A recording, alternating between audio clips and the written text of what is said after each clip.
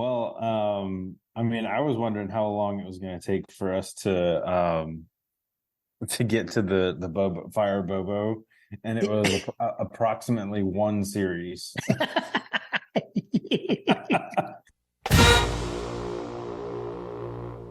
Welcome to My God, a Podcast.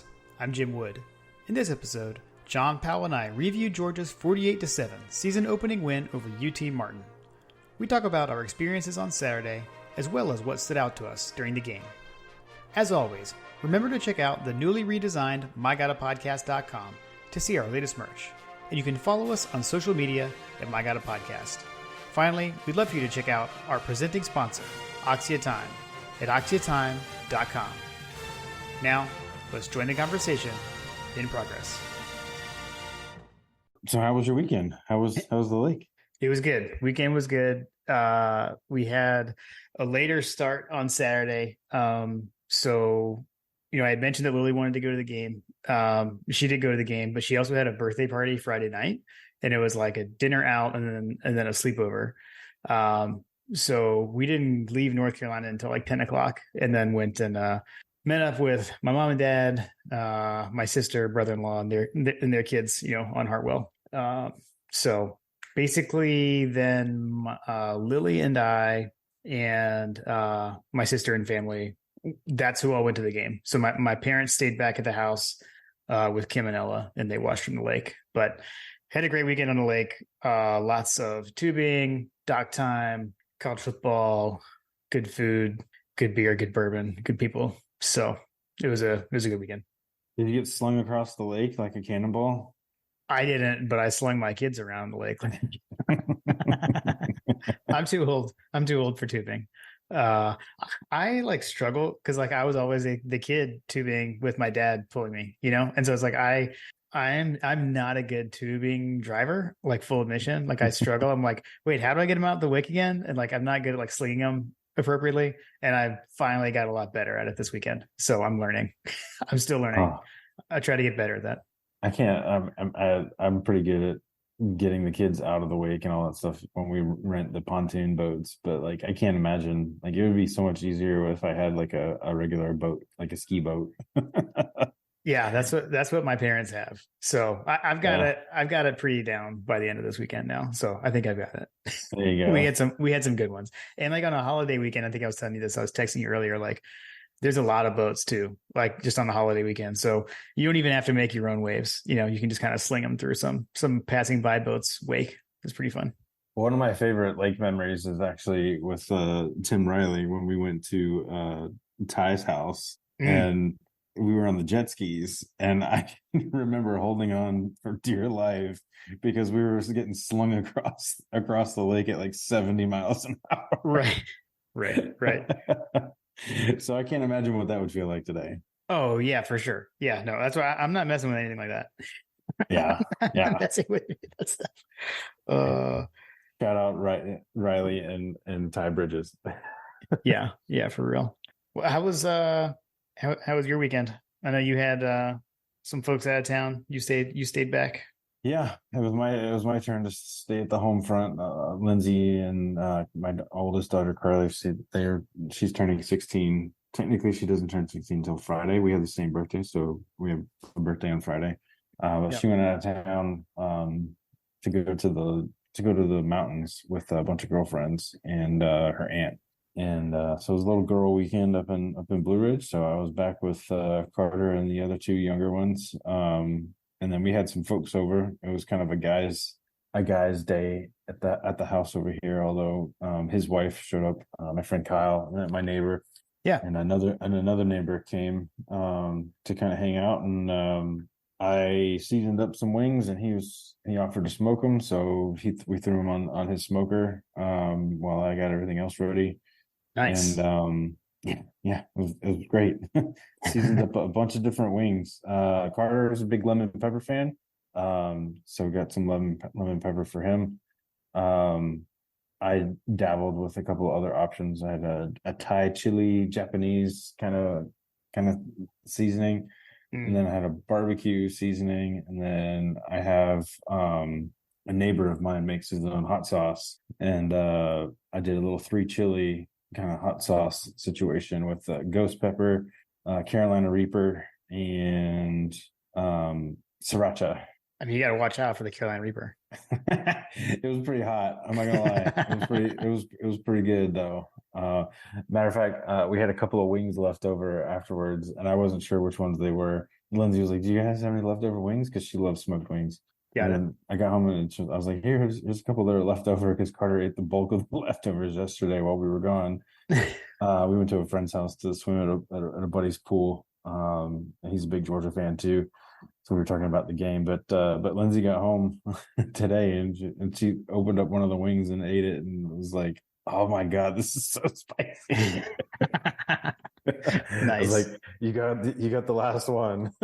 Right. Right.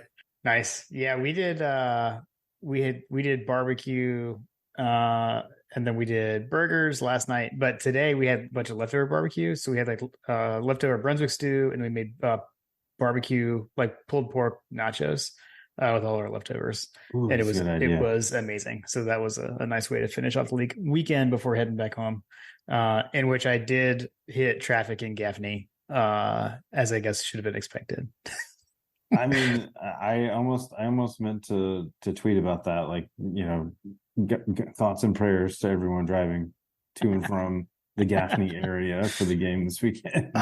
It was fine on Saturday. We didn't really, we had a little bit of traffic leaving Charlotte Saturday morning in the Labor Day weekend. Not too crazy. But yeah, after that it was fine. So yeah, but today we were like dead stop in Gaffney. So like shocking. Again, Monday, Labor Day weekend, I should have known. So got home a little late, but we made it back in time to record. Excellent. So, I was to say, so like with the later departure, like didn't get a whole lot, like in the tailgating area, basically kind of got on campus, walked and kind of did a drive-by and was able to just kind of have a quick visit and say hello to some folks. So stopped by Greg's tailgate, and then kind of swung around, went by Hug Dog's tailgate, saw Hunter there, which we were did not have that planned. So shout out to Hunter. We got like super excited. We randomly saw each other. So that was a lot of fun. I'll tell you, John. So we did not attempt to walk across the bridge like with the path we were going, right? But we saw some silver dogs because they were holding up like the Natty logo. And so we all got our picture taken with the new back-to-back Natty logo. We held up a sign that they had for us. And the silver dogs took our picture with my sister's camera.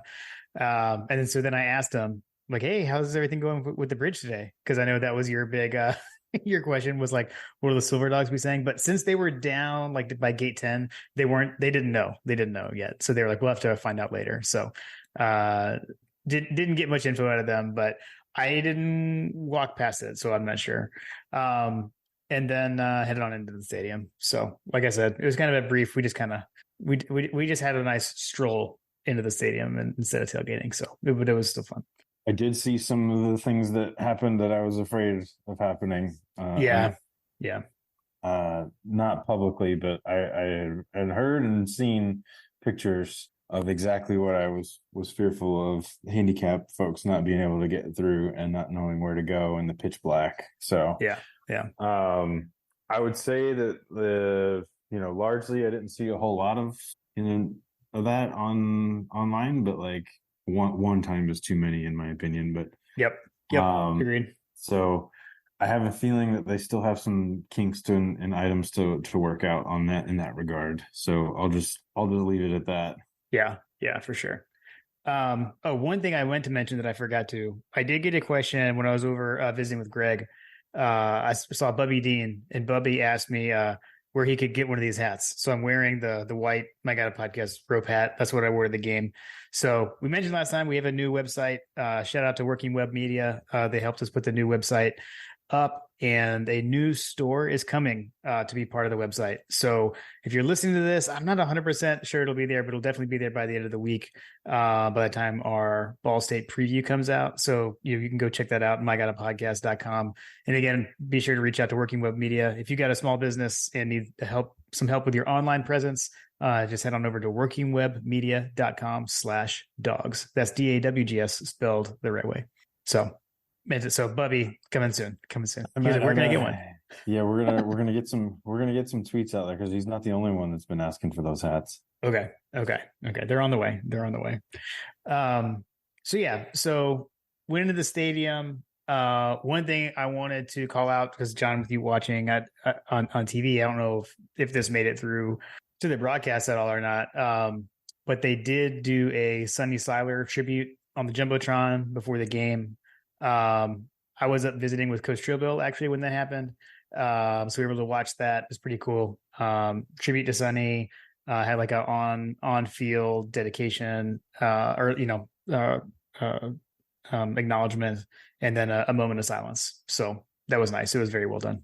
I did not see that on the broadcast. Okay, so it's possible I could have missed it, but I don't recall that coming up.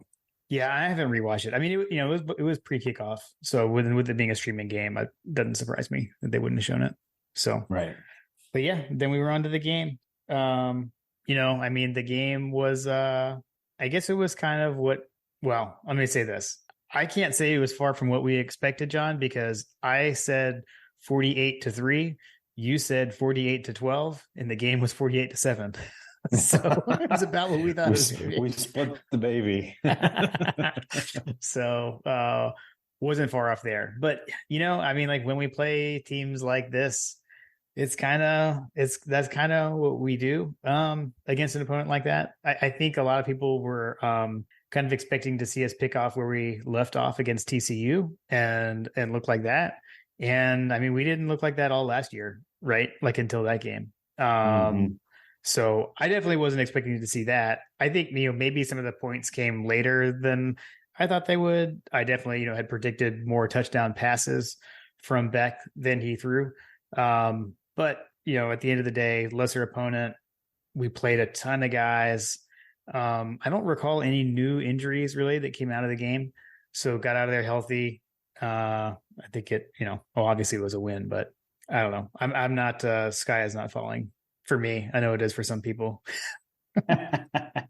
Well, I mean, I was wondering how long it was going to take for us to get to the Fire Bobo, and it was approximately one series. Yes.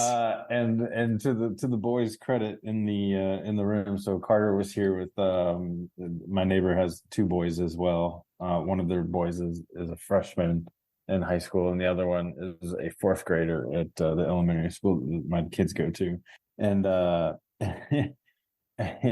fourth grader was like, "Man, we're awful." I was like, "Come on, dude! I need some positive energy in here because I'm definitely going to jump off the cliff with you pretty soon." Right. But I think that it's got a lot of hype, a lot of energy coming in. Correct me if I'm wrong, but it was apparently really hot as well in the stadium, right? It was super hot. Like I was not comfortable. Lily somehow was wearing a sweatshirt because like she's 14 and that's what they do. Yeah. I was like, I am dying. Like, how are you still wearing this sweatshirt? She's like, I'm fine. Like when the sun went down, it was great. Like it was amazing when the sun went down. But where we sit, we're not shaded. So like we had the full brunt of the sun. It was hot. Yeah. So it was very hot. Yeah. So I mean, you had a number of factors coming in there. Everybody's getting their first jitters. And here's the thing, like, so I'm gonna fast forward quite a bit and we can kind of bounce around here. But so like my biggest takeaway was like it felt like the sky was falling for like 20 minutes. And then we started scoring touchdowns, and then all of a sudden we were up 3 scores. Yeah. Yeah, you'd like to have a 70-0 Oklahoma style situation, but all things considered, like we were pretty much controlling the game by and large. It's just that we were just kind of Georgia's playing with our food, right? Yeah. The other thing that was really surprising that came out of nowhere was that, UT Martin apparently has like the best punter in the country or something like that. Cause it felt like we were always starting off on the 5-yard line. Yes, that kid. Well, I mean, it's like Check's notes did not have this in my notes to watch out for the punter. I did not have the real Boom and onion. Right. If Thorson is the Thunder from down under, like I know that he's not from Australia, but I'm calling him the Boom and Onion. Yeah, that kid was like Muse was consistently having to like run back, I mean, like, because he was kicking it over his head. He's having to run back, like at least 10 yards multiple times Mhm. from where he was lined up. Yeah, that kid had a heck of a leg. And it was like Aiden, every one. Aiden Laros, is that his name? I don't even know.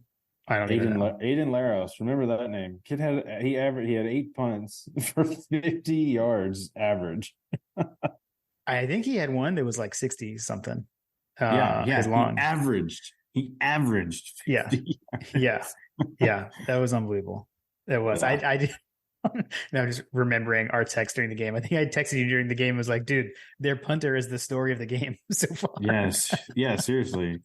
I mean, Uh, so we had the field completely get flipped on us several times because I remember that being like, oh my gosh, well, that yeah. sucked.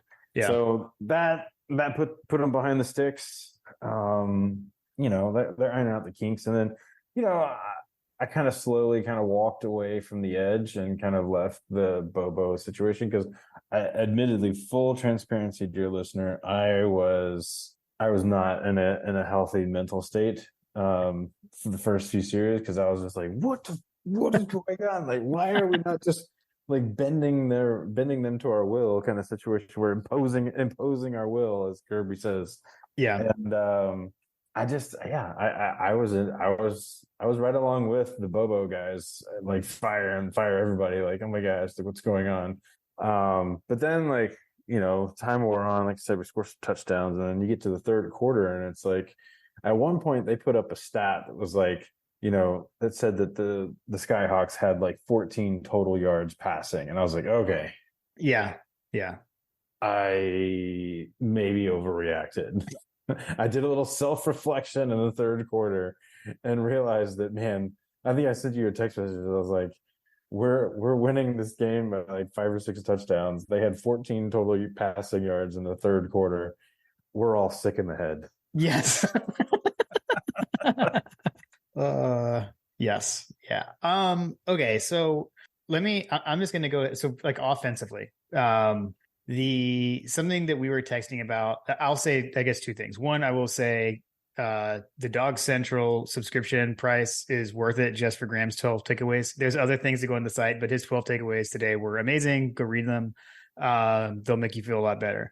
Something that we were texting about Saturday night with Graham and company was just like what I mentioned earlier briefly around like when we play a team like this, right? And like we weren't playing TCU, don't compare it to that. We weren't playing Clemson, don't compare it to that. We weren't playing Oregon, don't compare it to that, right? So if you were expecting to see Georgia come out firing like we were against Oregon last year, it's a very different situation. That's a much bigger opponent. You're able to motivate the players to play Oregon all off season and come out like that. We played UT Martin like we played Samford. And that was something we talked about with Graham and the DC guys. Is if you want to look to a comparison from last season, look to the Samford game, not the Oregon game. Samford, another 1AA opponent. I'm going to give you some passing statistics. Yeah. 24 of 34 for 300 yards passing with 1 touchdown and then 1 rushing touchdown. What quarterback is that? In the history of UGA? Is recent.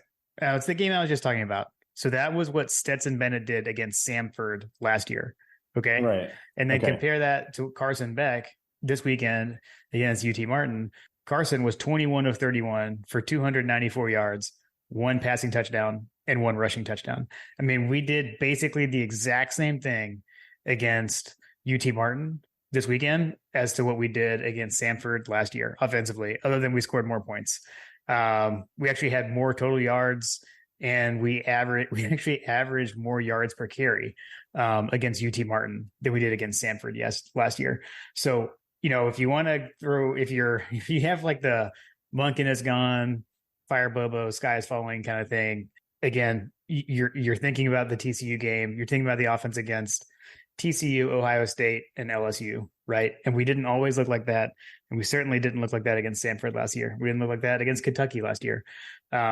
This is what Georgia does against teams like this. Right. So if for what it's worth.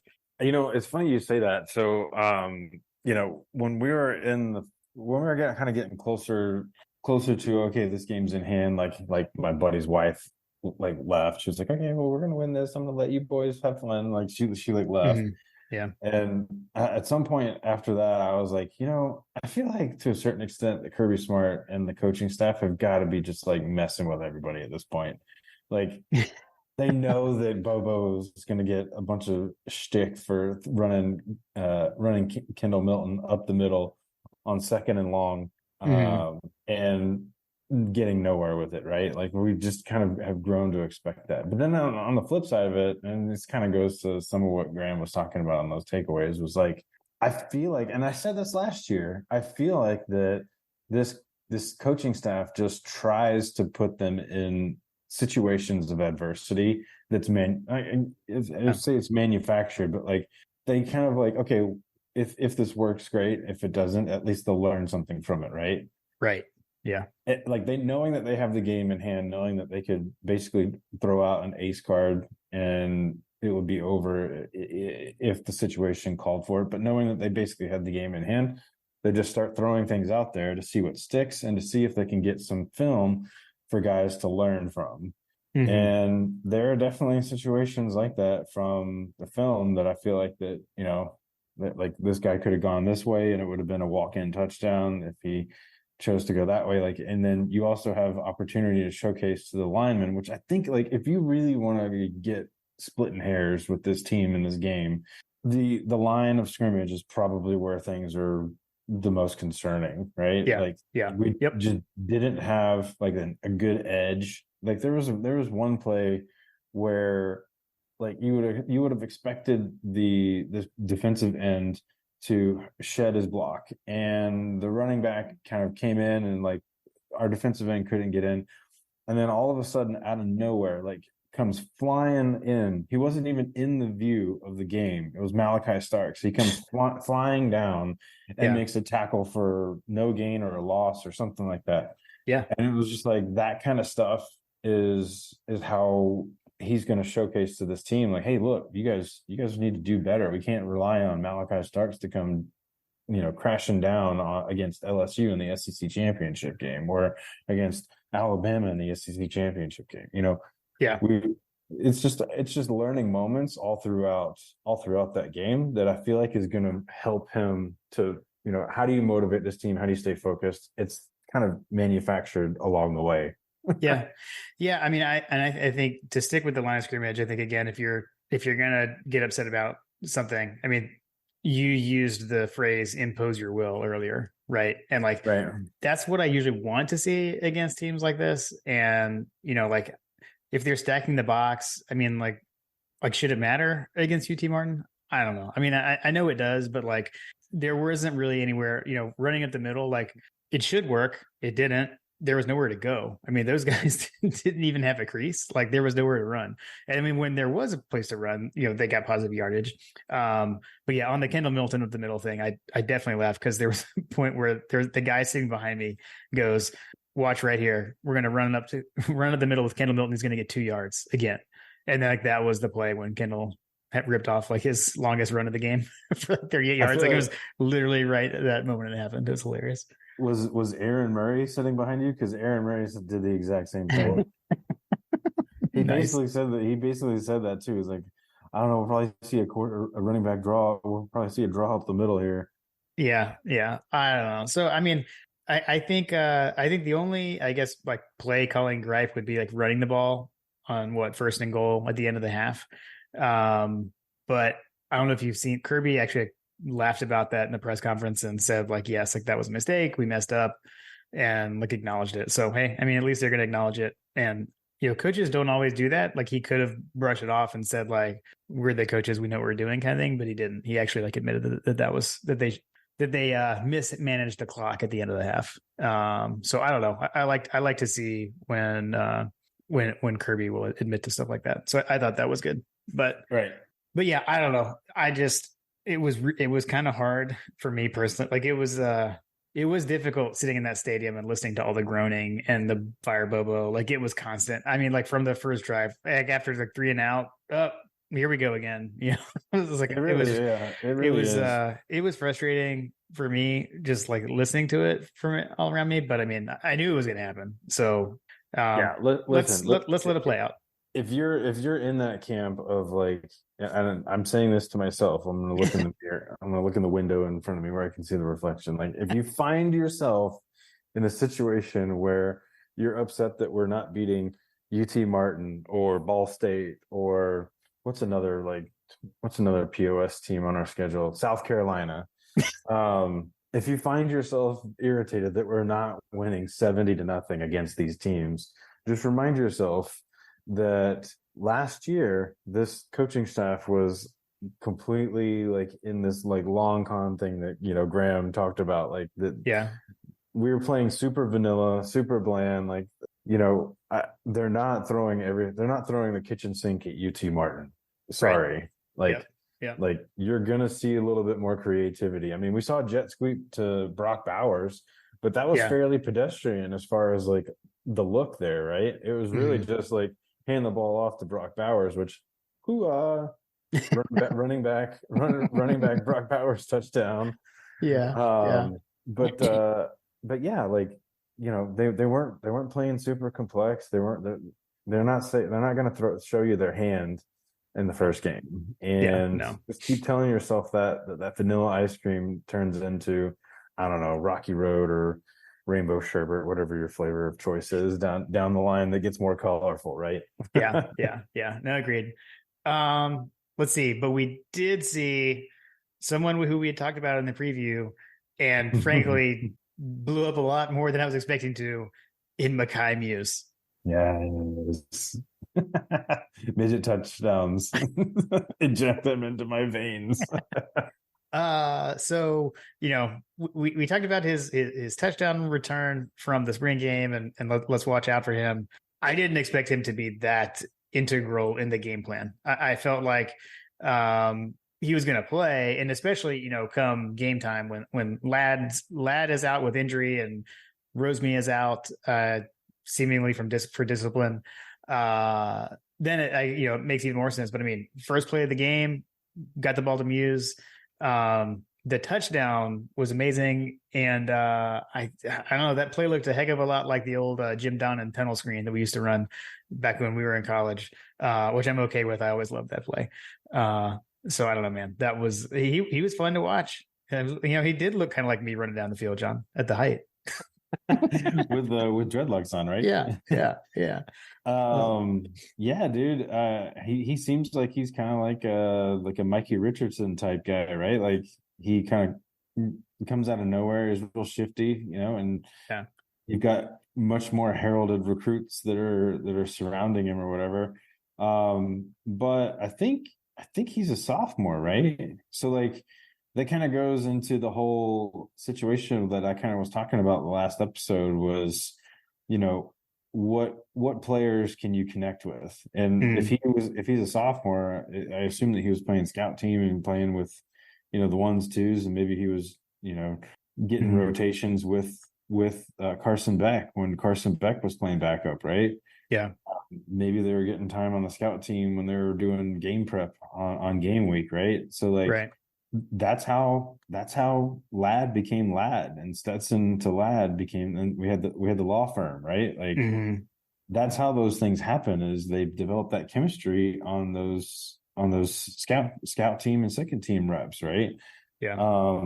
So when you come to this university, you have to get comfortable being uncomfortable, first of all, and then second of all, you've got to be ready to go at a moment's notice. And when you get your opportunity, you take it. And in this situation, you got Carson Beck coming in, first year starter. You got everyone else coming in. It's a free game. Like, who's going to connect with the quarterback? In this case, at least in game one, it was Muse, right? So yeah, I think that he was kind of playing the role of Ladd McConkey. If I think that he was kind of in that same position, but yeah, I mean, Ladd wasn't on the field, and he definitely covered up on the speed. Yeah, for sure. I For would say sure. that to the Bobo or the people the sky is falling, like, yeah, there's definitely some throws that were out there. Like, for example, Arian Smith was largely with the ones last year, right? Like that's kind of Mhm. goes to the whole chemistry that you have with the folks that are around you the longest, right? So you got Carson, who's overthrowing, Arian Smith, but he's in step with Makai Hughes. So Yeah. maybe we'll see more of him. Yeah. Yeah. Could be. Um, He looked I good though, man. yeah, no, he looked good. And then I think I think probably some first game jitters. I think Beck I think was a little too hyped up, a little too amped up at the beginning. I think he did kind of settle in and calm down later. He's had some inaccurate throws. You mentioned the overthrows. And then also with Lovett, I felt like Lovett maybe struggled a little bit, had a couple of drops, but had the nice long reception near the end of the first half. So I think again, first game for Georgia for both Lovett and Rara. And then again, we didn't have the full complement. So I think, those guys are probably going to be moving around a bit once Ladd's back and then once Rosemary Jackson is back in the lineup as well. Listen, guys. We had a hurt wide receiver. I don't really know what to tell you. It's just a tough. You know how it goes. That's right. I mean, that's what we've been hearing, right? Like you That's have a what we've hurt been wide told. receiver. That's what we've been told. I don't know. I definitely have want to backtrack on something because I think it was in the season preview. We had a question around like when the play breaks down, can Carson Beck make things happen with his legs? And I don't know, man, that little dead leg cutback he had on his touchdown run looks a little bit like the mailman. Kind of reminded me of the Pickett, either Mississippi State or South Carolina last year. That was a nice move. I didn't realize Carshon had that in him. That was nice. He did. He did. I think he also had another situation where had he gone one direction, it would have been a walk-in touchdown. Okay. Okay. Yeah. So all in all, happy with what I saw. Got to see we hit the over on 2.5 quarterbacks. Got to see all three, and I thought both Vandegrift and Stockton looked good when they were in, so that was good. I agree. I think that if I were to favor one versus the other, I thought that Gunner looked better on his throws, but that's just my personal opinion. But Interesting. yeah, I thought that Gunner presented other options, but it's hard to really gauge that because I mean at Yeah. that point we were in mop up time. Like Yep. yeah, Yeah. For sure. For sure. You wanna dive into the defense a bit? Is that cool? yes, let's do it. Okay.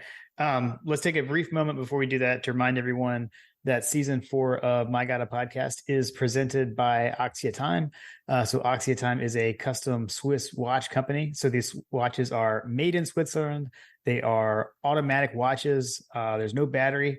You can wind it up at the beginning, and then from there, just walking around automatically winds it. So very nice timepiece. And you've got to check out their Georgia National Championship watch collection. They have many now. You can find all of them at axiatime.com. That's AXIATIME.com. And be sure to use code MyGottaPodcast at checkout, and you can get a custom display box for your Georgia National Championship watch. So for the defense, I think I mean, the number one thing that stood out to me is what you mentioned it earlier, but holy cow, Malachi Starks. I mean, he was a phenomenal freshman and he looks like a super sophomore. I mean, he looks even better than he looked last year. Yeah, he's gonna be. I think he's one of the best defenders in the country. Yeah, he was flying around. Getting to see him the way he and Bullard played off each other at safety was something I was really looking forward to. Got to see that, and it played out really well.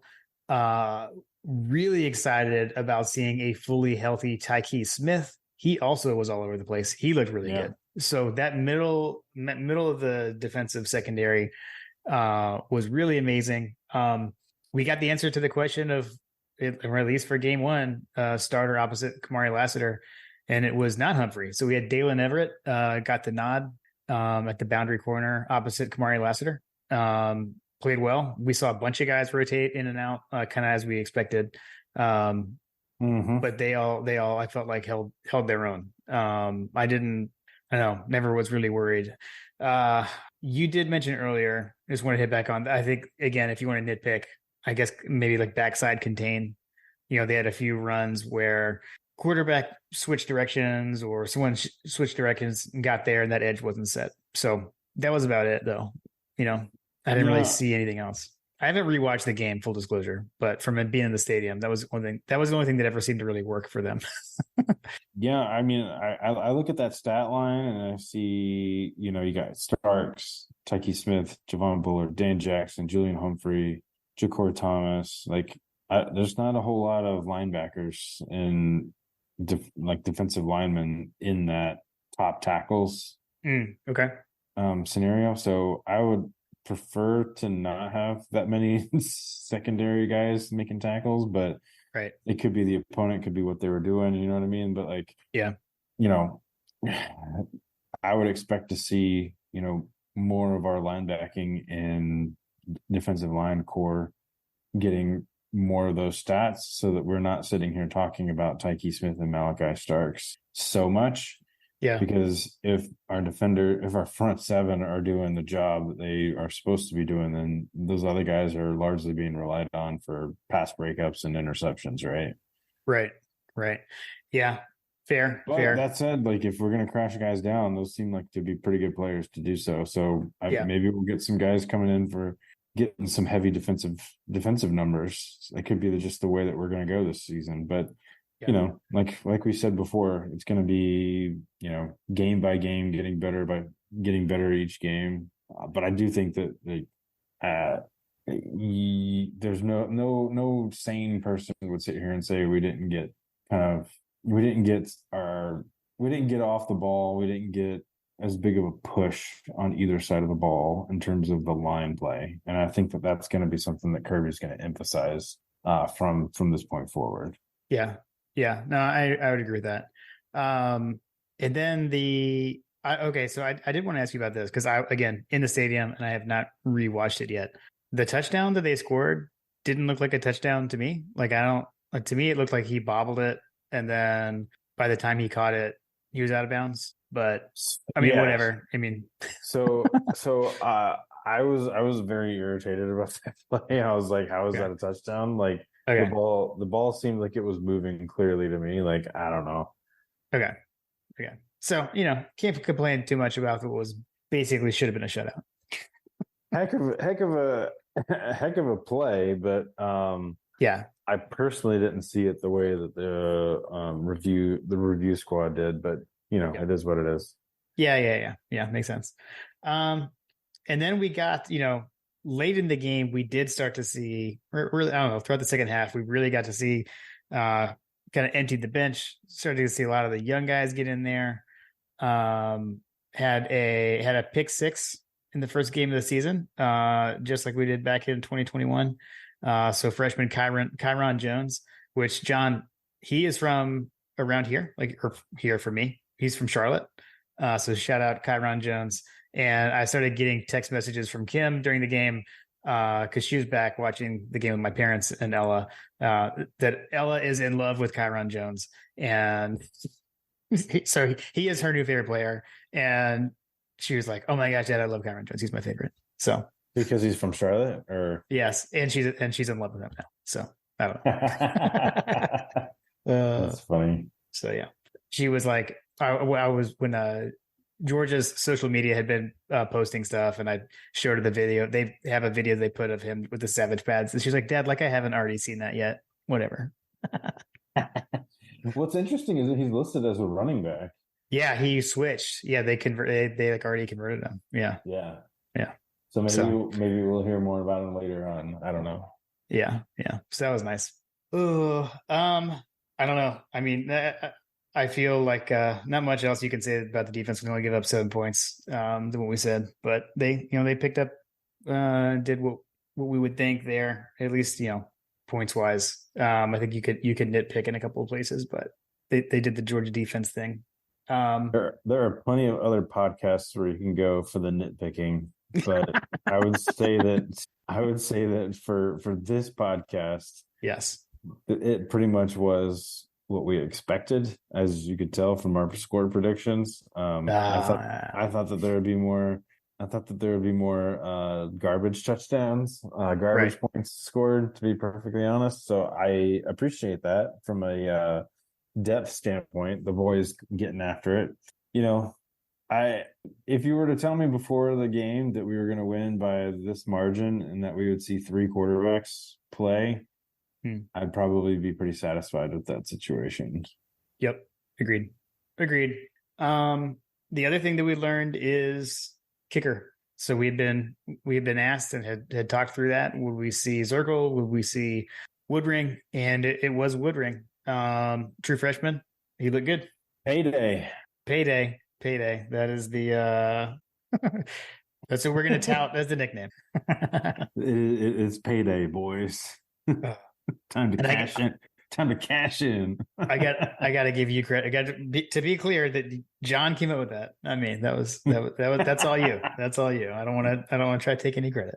So I would say, all right. So a couple other things that I want to take note of as far as like things that I'm going to watch the rest of the way. Yeah. So the running game. We talked about the gaps and things like that. So with that said, they didn't have quite as much space to work with, by and large, especially with such a huge personnel front they were facing, in terms of just the eight men in the box kind of thing. But what I did notice was that once we did get past the line of scrimmage, that their boy, like I felt like that Roderick Robinson, I felt like Kendall Milton, like they were just getting tripped up.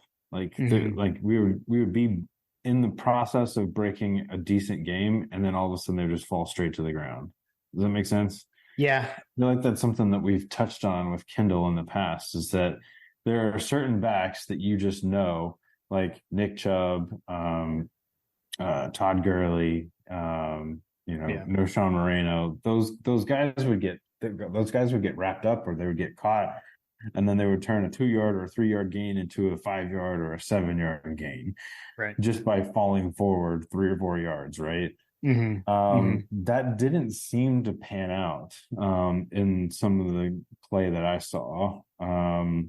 Maybe that's just me, remembering the certain situations, but like I would love to see the guys fight for more yards and have better body control to stay up and not just fall straight down. So I think 2 things on that. One, I think Kirby would definitely agree with you with Cash Jones. I haven't seen it yet, but I understand he had some choice words for Cash. I think like he was stopped short of a first down. I actually saw Branson Robinson. What I did see on the Jumbotron, you could see Branson Robinson actually was really over there with Cash, talking to him, I think he kind of came over there after Kirby gave him a talking to. But then with Kendall, I did see, so shout out to Will Morrison. He did a write-up from Kirby's press conference. I mean, it sounds like Kendall was about maybe 90%. So he's definitely, and like it looked, that was like, that sounds about right, from when Kirby said that, because he didn't look right. I guess kudos to him for, it sounded like he basically said, look, like I don't want to go into this game with, like they already knew Dejon couldn't go, and didn't want it to be, just like Roderick Robinson, Cash Jones, those guys, said I'll play. So, good for him for toughing through that. But I don't know, but I agree. Totally agree. Yeah. Something to watch. We need Dejon back, man. We need Dejon back. I agree. We need the little cannonball back. To be fair, I was surprised to see that Kendall Milton was our leading rusher in terms of carries and things like that. So like I was surprised that he was out there, which I guess, it's either one of 2 things, right? Either the medical staff cleared him to play that much, and that's what they decided to do, or he just gutted it out. And either way, like coming back from those hamstring injuries is not easy. Yeah. And then especially being a featured back, all those kinds of things. So one thing, I mean, come on. I mean, I guess that maybe they're saving it. They're saving it for the end game. They're probably saving it for like Tennessee or the SEC championship, or like just throw Brock Bowers out there, man. Yeah, I know. Seriously. Yeah, we didn't. I guess technically we didn't see any handoffs to the running back because Brock came around on a jet sweep again. No Dylan Bell at running back. Much. There's much talk about that. Like we didn't. No Dylan Bell. He looked good at receiver though. I did think he looked good. Yeah. So I feel like he must have gained a bunch of weight. Like he did look bigger. Like, he looks much more muscular than he He did does. last year. He does. I agree. What was your? I think you said did you have another thing you wanted to be watching out for? So I know one was the running backs. Was there another thing? No, that was pretty much it. Like just Okay. watching the Okay. running back play in terms Okay. of like, getting yards after contact kind of situation. Got it. Got it. Okay. Yeah. I'm trying to think. Yeah, no, wide receiver.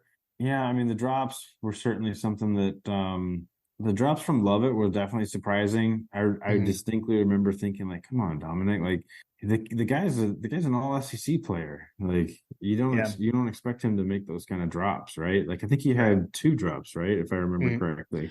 One was There's a two touch that I can remember for sure. one was for a touchdown, another one's for a pretty long gain. But those are the kinds of things that like you need as a wide receiver when the quarterback, especially a first year starting quarterback, a kid that, by and large kind of needs to build some confidence and rapport with the wide receivers, etc.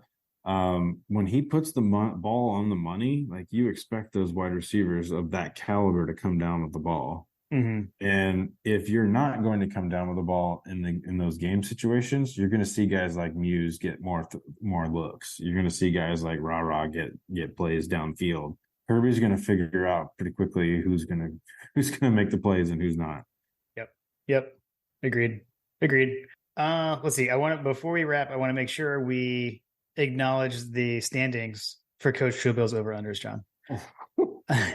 So I can't imagine why. because I jumped out to the early lead.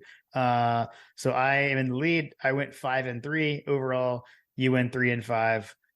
Plenty of time to make up for that, John. It's okay. So I went 3-0 on offense. I feel, I have a better feeling for the Bobo offense, clearly. No, I'm just kidding.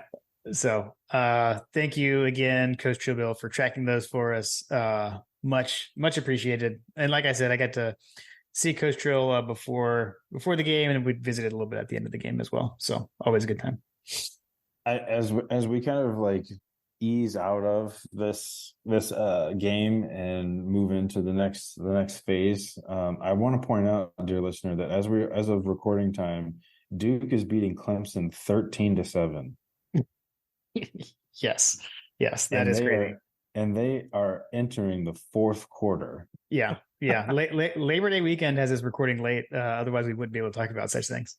Yes. Well, yeah, I got back from the lake late. Did you? So the only other game I really watched, because we were like, driving all day Saturday and then a night game, I didn't really watch any. Like I caught a little bit of TCU Colorado Saturday, but then I watched LSU get basically throttled, at least in the second half, by Florida State. So that's about all I watched. The LSU Florida State game was kind of that was the late game on Saturday, right? It was Sunday night. It was the Sunday night game. It was the Sunday night game. Okay. Yeah. So we watched that. So Sunday night I was with the kids and did stuff with the kids on Sunday night. So Okay. I didn't really watch much at all. It was close until it wasn't. Florida State really, I mean, they should have won by 4 touchdowns. LSU had like a garbage touchdown right at the end. So nice. I haven't watched. All I saw was the quote about like I just like literally is like damn son. I don't think that I would have said that out loud, but like he basically said that like we thought we were Georgia, like back-to-back 2-time national champion Georgia Bulldogs or something like that. Like wow. Like blast that on the recruiting show, right? I have to say, like I was really shocked. Like the guy looked like he was going to lose his job today. I don't know, man. I never liked the Brian Kelly hire. I thought it was kind of a fraudulent hire, but whatever. Enjoy that LSU. It could be you could be in for a bumpy ride this season. I didn't watch that game. I sadly watched like far too much of the Colorado TCU game. Yeah. I really wanted to watch the Deion experience, just to see like what they had cooking, and to their credit, like they seemed like they played really well. I don't know if it's like a situation kind of like we were texting about, is Georgia Tech good? Like is Colorado good, or is TCU just terrible again? Yeah. It felt like it was a combination of the two in the Colorado game, because TCU is awful. Yeah. Well, and on the Georgia Tech one, it turned out they were just only good for the second quarter, by the way. Right. Right. Exactly. So, okay. Yeah. Um, but yeah, no, I didn't really watch a whole lot. I did not watch a whole lot of games. Like most of my day Saturday was prepping, and then Sunday I tried to, we had the church and then came back and did stuff with the kids all day. Yeah. Yeah. I didn't really watch much football. Yeah. I didn't watch a whole lot either. So, like I said, but good to be back in the swing of things. It was fun to be back in Sanford Stadium. I did mention this earlier. I will say the crowd was like legit. I mean, for a kickoff, season opener against UT Martin, the crowd was there. The crowd was early. The crowd was loud. And I would That's say good. everyone did what we thought, right? Like everyone stayed for the fourth quarter light show. It was awesome to light up Sanford again. The energy in there was really cool. It was a good day. It was a good day between the hedges. I had a blast. What so was the light show everything that you hoped it was going to be? Yeah, I mean, to me, it was. I thought so. Are you referencing the Nazir Stackhouse tweet? Because he issued a correction. What do you mean he issued a correction? So he said that it wasn't what he thought or something like that. But then I think he got some blowback, and he said all he was talking about was that they didn't play Kanye. Like they used to play Kanye Power, and they changed the music. So that's what he was referencing. Oh, so what Yeah. do they play? I guess. Oh gosh, now you're killing me. I can't even remember, and people can yell at the podcast player of choice for what it was because I already forgot. But I'll tell you this: that had already changed the last time they did it because they tried to do it last year at a game and it wasn't quite really dark enough yet for anything to really work on a 3:30 kickoff game, and they had already changed the music last year, so. I actually from that was not expecting it. So Okay. Sorry, I'm a little distracted because I just watched Duke like march like 90 something yards down the field off of like I think it was an interception or something. it was a fumble recovery. A fumble recovery. Stay on task, John. Stay on task. Sorry. I cannot stand Dabo. I mean, if they've always used to play power, I guess they should play power. I don't understand. They changed. No, they changed it last year. It was already changed. So they already changed it. You can't. They don't want to play Kanye anymore. I think it's understandable. I guess that makes sense. So yeah, no, it was good though. It was good. It was. I enjoyed it. I enjoyed it. I've got video of it actually. I'll send you the light show. Oh, there you go. I recorded it. You should share it out for the folks. I'll do that. I'll put that on Twitter. Awesome. Cool, man. Well, it was fun talking through it with you. Because we actually hadn't talked really. So that was good. I don't know, as far as schedule wise, we'll see. We're a little bit off schedule with me traveling so much and it being Labor Day weekend. But we'll be back soon to preview Ball State. So absolutely. Are you going to be at the game this weekend, or what's your plan this weekend? TBD. Haven't decided yet. TBD. Up in the air. I'm kind of a TBD as well. Okay. I've got to have that conversation with my wife to see like what's going on this weekend. Okay. Yeah. Well, hopefully I'll have a decision by the time we preview. We're hopeful. Hopeful. Nice. Exactly. Awesome. Well, good catching up, man. Glad you guys had a good Labor Day, and I hope you did too, dear listener. And go Dogs. Go Dogs.